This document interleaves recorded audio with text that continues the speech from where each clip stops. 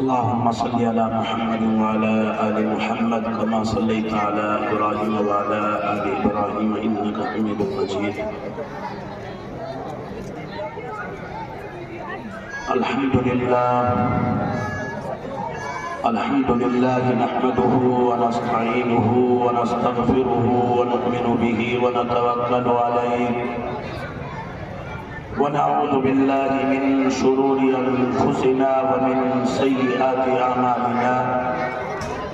من يهده الله فلا مضل له ومن يضلله فلا هادي له.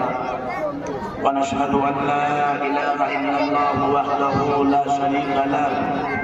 ونشهد أن محمدا عبده ورسوله.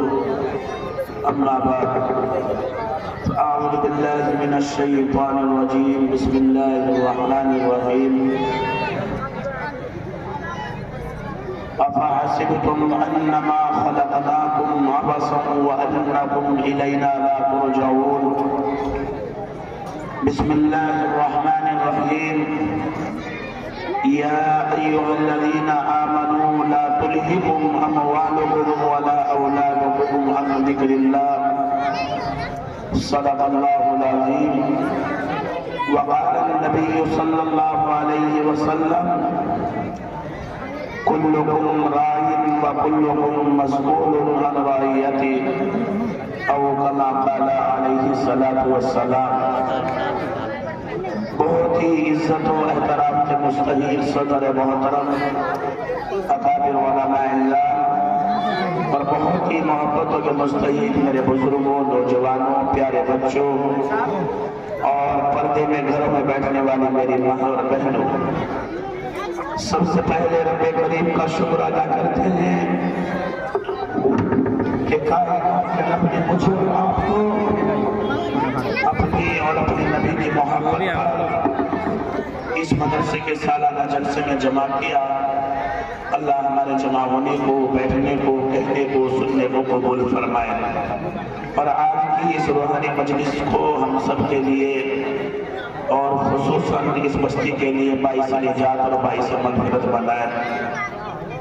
میرے بھائیوں، تلہڑی کے رہنے والوں، الحمدللہ ثم الحمدللہ تقریباً 12 سال سے مسلسل آپ کے یہاں آنا ہو رہا ہے. سب سے پہلے میں بہت ہی ادب احترام کے ساتھ جو میرے بھائی گیٹ پر کھڑے ہوئے ہیں، اگر آپ مجھ سے محبت اور تعلق رکھتے ہیں، آپ کے کانوں میں میری آواز جا رہی ہے، تو بہت ہی ادب احترام کے ساتھ اللہ کا مسجد ہے جس کے بارے میں حدیث پاک کے اندر آیا ہے احب البلاد الی اللہ مساجدها، کہ اللہ کے نزدیک سب سے زیادہ پسندیدہ جگہ اگر کوئی ہے تو وہ اللہ کا مسجد ہے. میرے بھائی، آج یہ علماء ربانیین، آج یہ اہل اللہ، آج یہ اکابرین آپ کی بستی کے اندر آئے اور آپ اس اللہ کے گھر کے دروازے کے سامنے کھڑے رہے. اگر میں آپ سے ایک سوال پوچھوں نوجوانوں کہ اگر تمہارے گھر کا دروازہ کھلا ہوا ہو اور کوئی غیر آدمی وہاں آ کر کے کھڑا ہو جائے، آپ کو کیسا محسوس ہوگا؟ اگر آپ کو جلسے میں نہیں بیٹھنا ہے تو اس سے بہتر تو یہ ہے کہ آپ اپنے گھروں کو چلے جائیں. میرے بھائی، اس مجلس کی نسبت میرے بھائی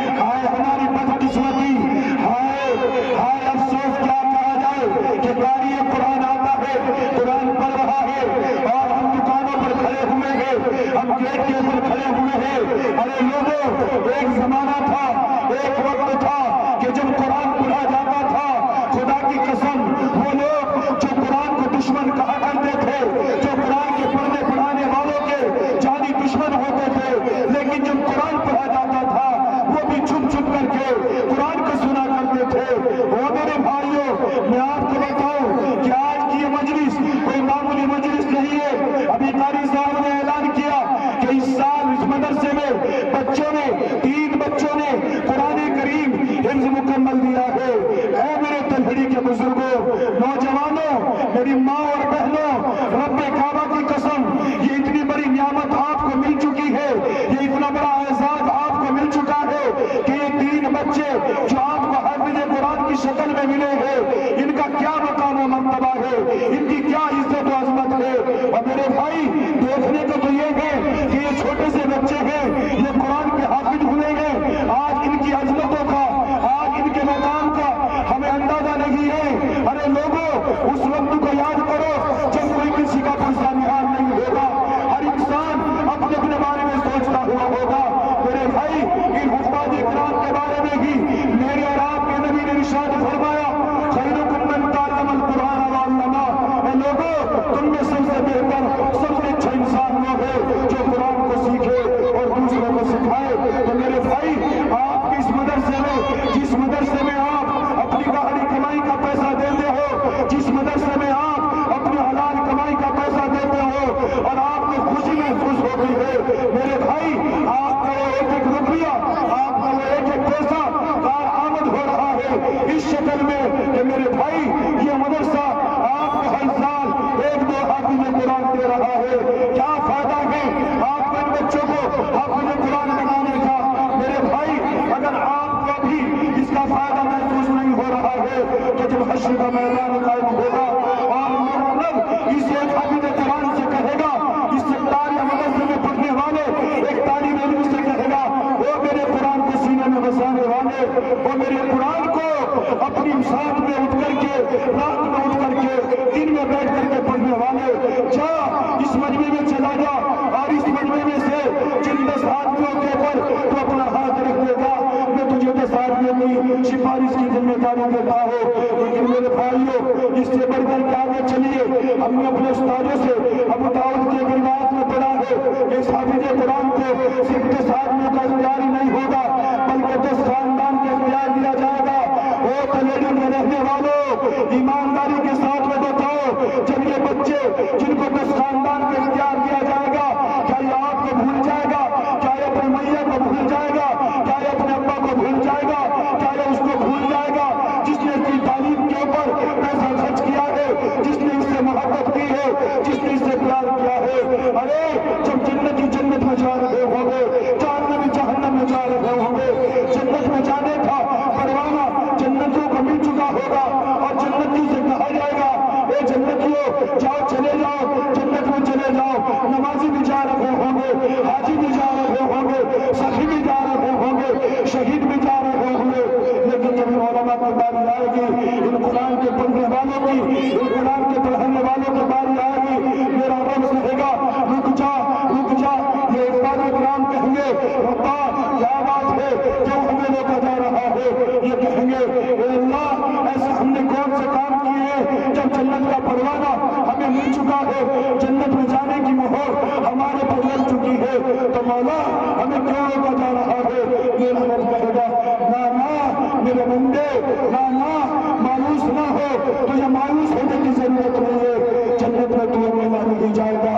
دیکھ ذرا پیچھے مڑ کر کے دیکھ، ایک جنگل حفیر ہے، ایک مجمع ہے، یہ وہ لوگ ہیں جو دنیا میں رہ کر کے اس سے محبت کیا کرتے تھے، اس سے مسافر کیا کرتے تھے، تجھے ہدیے اور تحفے دیا کرتے تھے، اور جب تو راستے میں چلتا تھا تو تجھے دیکھ کر کے خوش ہوا کرتے تھے۔ اے حافظ قرآن، یہ تجھے محبت کی نگاہوں سے دیکھ رکھیں گے۔ جا جن لوگوں کی طرف اشارہ کر دے گا، آج میں تیرا رب تیرے اشارے کرنے کی وجہ سے ان سب کو تیرے ساتھ میں جنت والا بنا دوں گا۔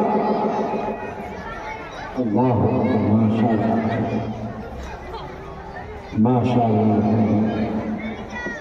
میرے بھائیوں، آپ کے اس مدرسے میں آپ کو یہ 3 بچے دیے، اور یہ بچے جس قرآن کو پڑھ کر کے حافظ ہوئے، اسی قرآن کی میں نے آپ کے سامنے 2 آیتیں تلاوت کی۔ افحسبتم انما خلقناکم عبثا وانکم الینا لا ترجعون۔ میرا رب اس آیت کے اندر کہتا ہے، اے لوگوں تم یہ گمان نہ کرنا کہ ہم دنیا کے اندر یوں ہی بیکار پیدا کیے لیے گئے ہیں، نہیں میرے بھائی، صرف کھانا کمانے کے لیے، روٹی کپڑے کے لیے، دکان مکان بنانے کے لیے، کاروبار اور شادی کے لیے نہیں پیدا کیے گئے، بلکہ آؤ اسی قرآن سے پوچھتے ہیں. یہ قرآن دوسری جگہ اس طریقے سے بیان کرتا ہے، وَمَا خَلَقْتُ الْجِنَّ وَالْإِنسَ إِلَّا لِيَعْبُدُونِ، کہ ہم نے انسان اور جنات کو اپنی عبادت کے لیے پیدا کیا، اپنی اطاعت کے لیے پیدا کیا. اور میرے بھائیوں، جب رب نے اپنی اطاعت کے لیے، اپنی عبادت کے لیے پیدا کیا تو ہم اللہ کی عبادت چھوڑ کر کے غیروں کی عبادتیں کرتے ہیں. اور میرے بھائی، میرے رب نے میرے رات کے اوپر 5 وقت کی نماز فرض کی ہے. ہم غور کریں آیا قرآن کی آیت کے اوپر ہمارا عمل ہو رہا ہے یا نہیں ہو رہا ہے. اور میرے بھائیوں، لیکن آج دنیا کی رنگ رنگیلیوں میں رہ کر کے، آج دنیا کی چمک دھمک نے ہمیں آخرت کو بھلا ڈالا ہے، قبر کی منزل کو بھلا ڈالا ہے. صبح سے شام ہو جائے، شام سے صبح ہو جائے، کوئی ہمارے سامنے کتنے ہی بیان کرنے لگے، احادیث سے بیان کرنے لگے، لیکن میرے بھائی حرام کھا کر کے، رشوتوں کا کاروبار کر کے، جھوٹ بول کر کے، غیبت اور چغلیاں کر کے، حسد کا کینہ اور حسد و کینہ کا گناہ اپنے دل میں پال کر کے ہمارے دل سیاہ ہو چکے ہیں. ہمیں ذرہ برابر احساس نہیں ہے. نہیں تو ایک زمانہ تھا، ایک وقت تھا، صحابہ کی زندگی یہ تھی. تو میرے بھائی، عبد الرحمن صاحب انصاری ہے، چلے ہوئے جا رہی ہے، ایک غلطی ہو جاتی ہے اور وہ غلطی جان بوجھ کر کے نہیں ہوتی ہے، انجانے میں ہو جاتی ہے. اللہ کے رسول کے پاس جانے سے آپ کو ڈر لگتا ہے اور یہ کہتے ہیں، اے صحابہ میں گناہوں والے جسم لے کر کے اللہ کے نبی کے پاس کیسے جاؤں گا.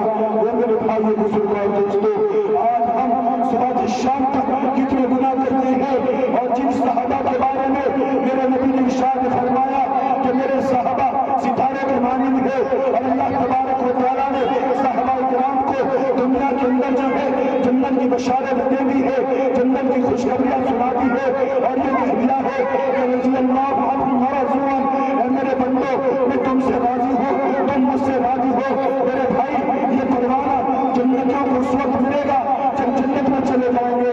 لیکن صحابہ کرام کو اللہ نے یہ پروانہ اور یہ خوشخبری اس دنیا کے اندر ہی سنائی. اس لیے میرے بھائی بزرگ اور دوستو، یہ دنیا کی زندگی چند روزہ زندگی ہے، یہ تو جیسے کٹی جائے گی. ہمیں تو اصل آخرت والی زندگی کی تیاری کرنی ہے. ارے یہ مال، یہ اولاد میرے بھائی کچھ کام نہیں آئے گا. اگر اللہ نے مال دیا ہے، اللہ نے اولاد دی ہے، تو میرے بھائیوں کی قدر کرو. قرآن کریم کہتا ہے، یا ایھا الذین آمنوا لا تلہکم اموالکم ولا اولادکم عن ذکر اللہ. اے ایمان والو، کہیں اپنے مال کے ذریعے اور اپنے اولاد کے ذریعے تم ہلاک اور برباد نہ ہو جانا. وہ میرے بھائیوں، مال کے اور اولاد کے ذریعے سے انسان کیسے ہلاک ہوتا ہے، کیسے برباد ہوتا ہے. آؤ اس کو مثال سے سمجھتے چلے. سالبہ نام کا ایک آدمی ہے، ایک سالبہ عبد الرحمن انصاری ہے، اور ایک سالبہ نام کا آدمی اور ہے. اللہ کے رسول صلی اللہ علیہ وسلم کی خدمت میں رہنے والا یہ سالبہ ہے، بہت زیادہ غریب ہے. ایک وقت نہیں، 2 وقت نہیں، 10 ٹائم کے فاتح گزارنے والا یہ سالبہ ہے.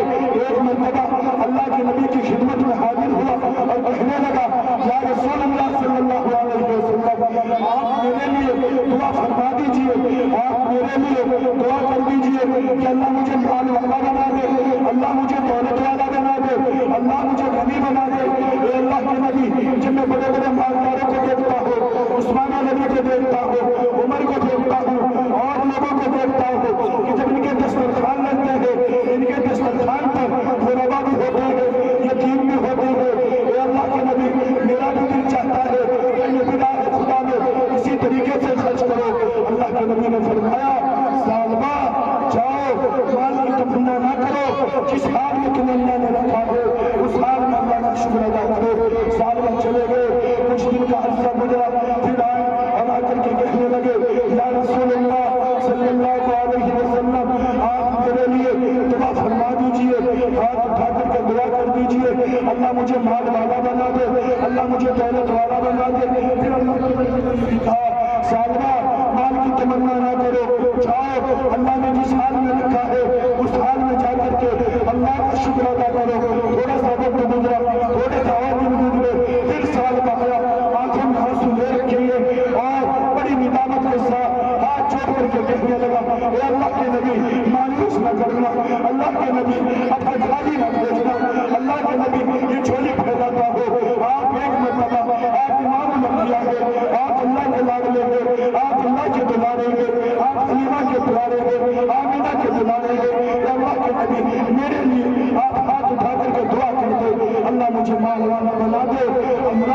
مجھے دولت والا بنا دے۔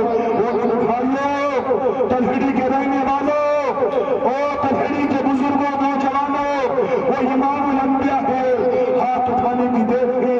اللہ کے نبی نے ہاتھ اٹھائے اور دعا کر دی اور یہ کہا سال میں تمہیں کیا چیز پسند ہے؟ اللہ کے نبی مجھے بکری، اونٹ اور گائے زیادہ پسند ہے۔ اللہ کے نبی نے ایک صحابی سے کہا ان کو ایک بکری دے دی جائے، ایک اونٹ دے دیا جائے، ایک گائے دے دی جائے، ایک بکری اور ایک اونٹ اور ایک گائے سالبہ کے حوالے کر دی گئی۔ سالبہ جو ہے لے کر کے چلا گیا، وہ قیامت ہو گئی اور بھا گئی، اس کا کاروبار بڑھنے لگا۔ اب سالبہ جو روزانہ امام الانبیاء کے پاس پیچھے نماز پڑھنے کے لیے آتے تھے، کاروبار بڑھتا چلا گیا۔ اللہ نے ان کے لیے اتنی برکتیں دی، اتنی برکتیں دی کہ سالبہ کا لیور کے لیور تیار ہو گئے اور مدینہ منورہ کی زمین جو ہے وہ تنگ آنے لگی۔ وہ وہاں سے چھوڑ کر کے دور جا کر کے رہنے لگے۔ کچھ عرصے کے بعد پھر سالبہ کا اور کاروبار بڑھا اور کاروبار بڑھا، اتنا کاروبار بڑھا کہ اور دور چلے گئے۔ پھر ہفتے میں آتے تھے نماز پڑھنے کے لیے، پھر اور کاروبار بڑھا، پھر اور دور چلے گئے، پھر مہینے میں آتے تھے، سال میں آنے لگے۔ ایک وقت ایسا آیا کہ آپ نے آنا ہی چھوڑ دیا۔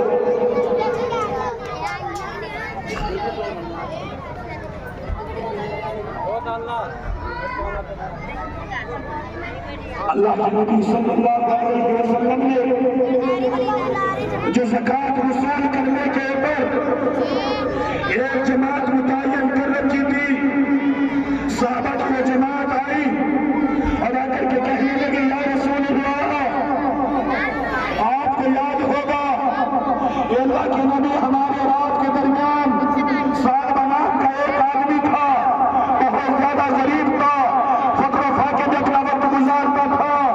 اے اللہ کے نبی، اگر آپ کی اجازت ہو تو یا رسول اللہ صلی اللہ علیہ وسلم ہم سالبہ کے پاس میں جائے اور سالبہ سے اس کی زکوٰۃ وصول کر کے لائے۔ اے اللہ کے نبی، سالبہ جو ہے بڑا مالدار ہو چکا ہے، عرب کے اندر اس کی مالداری کے چرچے ہونے لگے۔ یا رسول اللہ، اگر آپ کی اجازت ہو تو ہم سالبہ سے اس کے مال کا حساب لگا کر کے اس کی زکوٰۃ وصول کر کے آؤ۔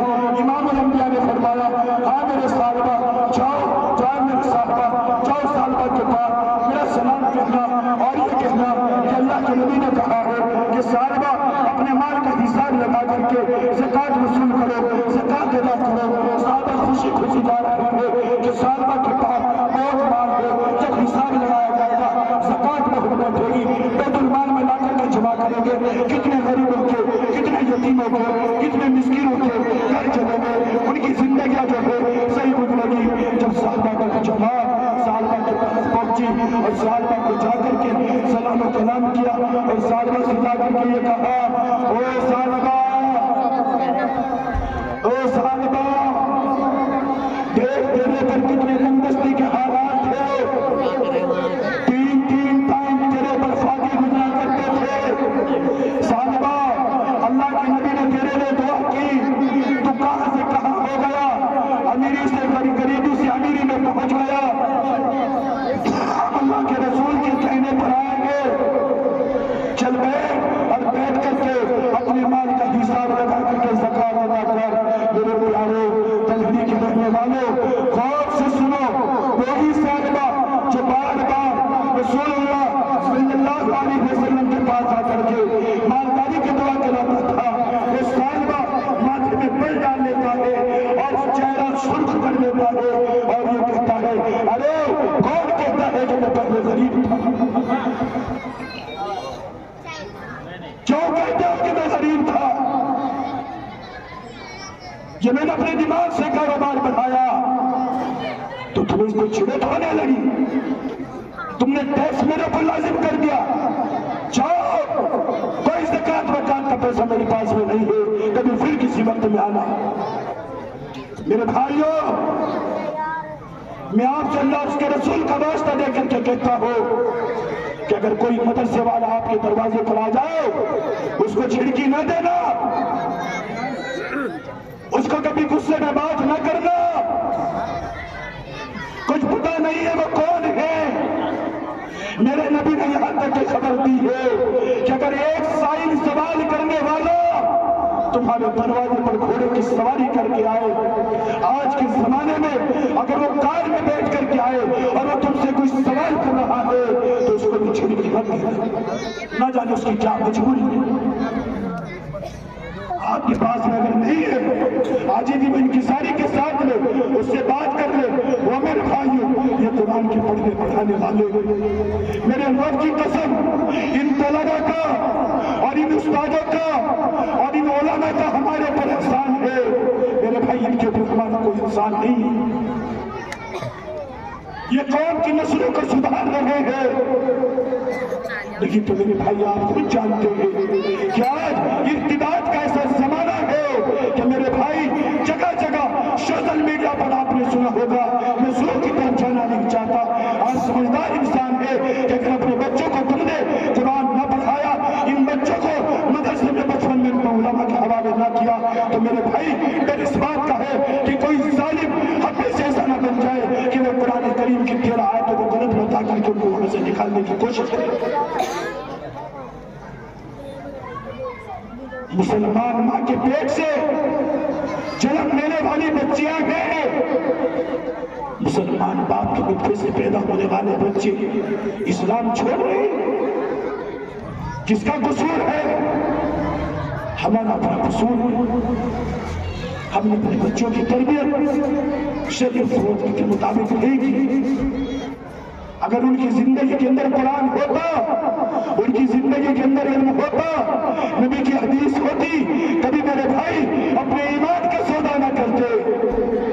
इसलिए मेरे भाइयों, मैं आपसे कहता हूँ कि जिस वक्त में अब्दुल रहमान सालबा से ये कहा गया, ये सालबा अपने माल का हिसाब लगा करके ज़कात अदा करो, सालबा ने छिड़क दिया, वहां से भगा दिया। मेरे और आपके आका जनाब मोहम्मद रसूलुल्लाह सल्लल्लाहु अलैहि वसल्लम की ज़ात अक़दस है, आपके प्यारे साहबा है, वहां से आ जाते हैं मायूसी की शक्ल लेकर के, आहिस्ता आहिस्ता आ रहे हैं। इमामुल अंबिया ने देखा कि मेरे साहबा के चेहरे खड़े हुए हैं, पूछा, ऐ मेरे प्यारो क्या बात है? अल्लाह के नबी, सालबा तो हमारी मेहमान नवाजी क्या करता, उसने तो हमसे बात भी नहीं की है। अल्लाह के नबी, उसने तो छिड़क दिया है, साफ इनकार कर दिया है कि मैंने माल से तुम्हें छिड़क होने लगी, ये मैंने अपनी मेहनत और मजदूरी से कमाया है, अपने दिमाग से कमाया है। वो मेरे भाइयों, सालबा का एक रिश्तेदार भी उस मजलिस के अंदर बैठा हुआ था। अल्लाह के नबी जनाब मोहम्मद रसूलुल्लाह सल्लल्लाहु अलैहि वसल्लम के ज़बान मुबारक से ये अल्फाज अदा हुए कि सालबा तो अपने माल की वजह से हलाक और बर्बाद हो गया। बस अल्लाह के नबी की ज़बान से ये अल्फाज निकलने थे। जो सालबा का रिश्तेदार था वो उठा और दौड़ा भागा सालबा के पास गया और जाकर के ये कहा, सालबा ये तूने क्या गजब ढा दिया, सालबा ये तूने क्या मुसीबत बोल ली, जिस नबी के कहने के ऊपर अल्लाह ने तुझे दूसरा से सुरैया पर पहुंचाया, जिस नबी के एक इशारे के ऊपर अल्लाह ने तुझे इतना गरीब बना दिया, इतना मालदार बना दिया, आज उस नबी के अल्फाज है कि सालबा अपने माल की वजह से हलाक और बर्बाद हो गया। तो जब सालबा ने सुना तो सालबा के दिमाग के ऊपर जो मालदारी का और पैसे का और माल का नशा चढ़ा हुआ था वो उतरा, और जैसे ही वो उतरा एक साधु सामान को एक टोकरी के अंदर पड़ा, कुछ जेवर भरे, कुछ पैसे लिए और अल्लाह के नबी की खिदमत में हाजिर हुआ और कहने लगा, या रसूलुल्लाह सल्लल्लाहु अलैहि वसल्लम, आप मेरे इस माल को कबूल कर लीजिए। जब तक कि सालबा अल्लाह के नबी के पास आता, अल्लाह ने हजरत जिब्रील को भेजा और ये कहा, ये मेरे नबी, अब सालबा अगर सारी दौलत में ला करके दे दे तो सालबा का 1 रुपया भी लाए खुदा में कबूल न करना। ओ मेरे भाइयों, जब सालबा आया तो अल्लाह के नबी ने कहा, सालबा तेरा मेरा मामला था, अब अल्लाह के पास चला गया, जब तक कि अल्लाह की तरफ से कोई हुक्म नहीं आता मैं तेरा 1 रुपया भी लाए खुदा में कबूल नहीं करूंगा। मेरे भाई, अल्लाह के नबी का जमाना गुजर गया, अबू बकर का जमाना आया, तभी पैसे कबूल न किया गया, उमर का जमाना आया, तभी पैसा कबूल न किया गया, और सालबा इसी हालत में दुनिया से रुखसत हो गया। तो इसलिए मेरे प्यारो, इस माल के जरिए, इस औलाद के जरिए कहीं हालात और बर्बाद न हो जाए, इसलिए अल्लाह से जब माल मांगो तो बरकतों वाला माल मांगो, जैसा उस्मान गनी के पास था। अरे शिद्दत वाले माल से अल्लाह से पनाह मांगो और अल्लाह से औलाद मांगो, नेक साले औलाद मांगो। इंशाअल्लाह आइंदा साल हमारी आपकी मुलाकात हुई, जिंदगी बात रही, इस मौजू के ऊपर तफसील से बात होगी। मेरे भाई, मेरी मुसलसल जलसे में तकरीबन 10 दिन के चलने की वजह से आवाज भी मेरा साथ नहीं दे रही है। ये तो आप हजरात की मोहब्बत है, आप हजरात से मुझे कल्बी ताल्लुक है, इसलिए आपकी मोहब्बत में चला आता है, मना नहीं कर सकता। लेकिन अल्हम्दुलिल्लाह जैसे ही आप पहला करके आपके मदरसे में दाखिल हुआ, मेरे रब की कसम अल्लाह के घर में बैठ करके कह रहा हूँ, इस इमारत को देख करके बड़ा दिल खुश हुआ कि एक वक्त वो था जब मैं यहाँ आता था, यहाँ छप्पर पड़ा हुआ था, ये टूटे से खड़े थे, और आज अल्हम्दुलिल्लाह आप हजरात की मोहब्बतों से, आप हजरात की मेहनतों से, आप हजरात की तवज्जो से और कारी आज मोहम्मद और मौलाना गुलफाम, इन दोनों नेक सारे नौजवानों की मेहनत से आज अल्लाह ने इस गुलशन को जो है ऐसा हरा भरा कर दिया है, और इसका फल जो है आपको मिलना शुरू हो गया है। इसका फल यही तलबा है, यही तालिबात है कि मेरे भाई इनकी शक्ल में आपको उसका फल मिल रहा है। अल्लाह आपको भी जज़ा खैर अता फरमाए। अल्लाह आपकी नस्लों में उलमा, सुलहा, दीन के दाई, दीन के मुबल्लिग पैदा फरमाए। मेरे भाई, हम सब के बड़े, हम सब के रहनुमा, हम सब के बुजुर्ग, हम सब के रहबर जनाब हजरत अब्दुल सलाह हजरत मौलाना मोहम्मद इरफान साहब तामज़िल्लहु, जो हर मर्तबा हर जलसे में आकर के इसकी सदारत फरमाते हैं और अपनी तवज्जुहात से हम सबको जो है मबजूल फरमाते हैं और हम सबसे बेहद कल्बी और ताल्लुक मोहब्बत करते हैं। उन्हीं की मुस्तजाब दुआ से आज फिर इस मजलिस का इख्तिताम होगा। मेरे भाई, अल्लाह की कसम, ये अल्लाह के वो नेक बंदे हैं कि जिनके बारे में कुरान कहता है इन्नमा यख्शल्लाह मिन इबादिही उलमा, कि बेशक उलमा अल्लाह से खौफ खाने वाले और डरने वाले हैं। और इन्हीं उलमा के बारे में मेरे नबी ने खबर दी है, अल उलमा वरसतुल अंबिया, कि उलमा जो है वो अंबिया अलैहिस्सलाम के वारिस है, और अंबिया की विरासत जो है दिरहम दिनार नहीं होते, गाड़ी घोड़े नहीं होते, बिल्डिंग बंगले नहीं होते, बल्कि वो अंबिया जो अल्लाह और उसके रसूल का पैगाम लेकर के आते हैं, ये उलमा उसी पैगाम को हम तक पहुंचाते हैं। वो नबियों की, अंबिया की मिरास होती है। और मेरे भाई, उसका जीता जागता सबूत ये मदरसा है और मदरसे हैं। मैं आपको कितनी मर्तबा कह चुका हूँ, हर मर्तबा कहता हूँ कि मेरे भाई, मेरे रब की जान बेनियाज है, वो किसी का मोहताज नहीं है। वो जब चाहे, जिससे चाहे, जिस वक्त चाहे, जिस जमाने में चाहे अपने दीन का काम ले सकता है। ये तो हम अपने लिए सादत समझे कि अल्लाह ने इस मदरसे की तामीर को, इस मस्जिद की तामीर को, इन तलबा की खिदमत को अल्लाह ने हमारे जिम्मे लगाया है। और मेरे भाइयों, मैं आपसे हर मर्तबा इन तलबा के लिए सवाल करता हूँ, क्यों करता हूँ? ये हमसे ज्यादा अच्छे हैं, हमसे ज्यादा अच्छे इसलिए कि मेहमान रसूल है। मेरे भाई, हमारी और आपकी जिंदगी दुकानों में, चौपालों में, चौराहों पर, मोबाइलों में गुजरती है, लेकिन मेरे रब की कसम, आप अल्लाह के घर में बैठ करके इंसाफ करें कि ये वो बच्चे हैं कि सुबह में तहज्जुद के वक्त उठेंगे तो इनकी नजरों के सामने कुरान आ जाता है, फिर नाश्ते के बाद ये बैठते हैं, इनकी नजरों के सामने कुरान आ जाता है, फिर दोपहर में खाना खाने के बाद मेरे भाई ये उठते हैं, ज़ोहर की नमाज के बाद फिर इनके हाथों में और इनकी नजरों के सामने कुरान आ जाता है। असर के मगरिब तक छुट्टी रहती है, फिर मगरिब से इशा तक फिर इनकी नजरों के सामने कुरान, इनकी नजरों के सामने कुरान।